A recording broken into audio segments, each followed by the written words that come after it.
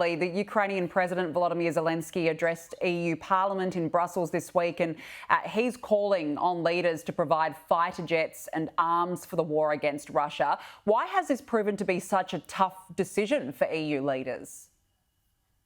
Well, it's a tough decision because they know if they give him fighter jets, and they know it's not going to reach the battlefield in time. You got to train these guys, get them there and train people. They know that that's the final straw, of course, for Vladimir Putin, who has shown a remarkable restraint up against 30 NATO nations, because then the veil is down. I mean, right now we are at war with Russia, and we're pretending that there's a proxy war going on. If these airplanes go there, if these fighter planes go there, and then there's no reason in the world that Vladimir Putin ought to restrain himself, because he can say now that he's at war with NATO.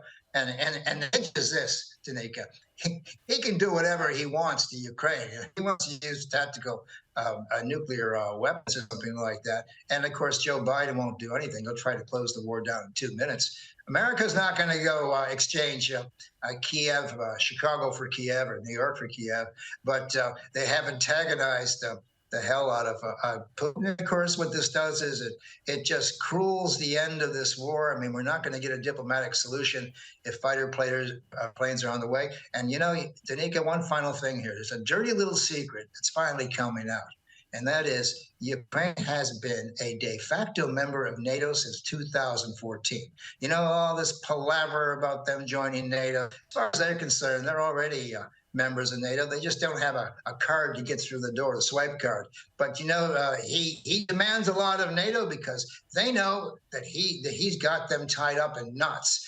And he knows that he is a de facto member, and that they have bankrolled him the way they would do any other member. And so, the secret's out. And of course, Putin's pretending, it's that little fine red line. The last of the red line is disappearing between direct and indirect involvement. So I'd say that if those fighter planes are authorized, then we'll probably be closer to a war in Ukraine between the great powers than we've ever been before. All right, Joe Siracusa, we'll leave it there. Thank you for joining us.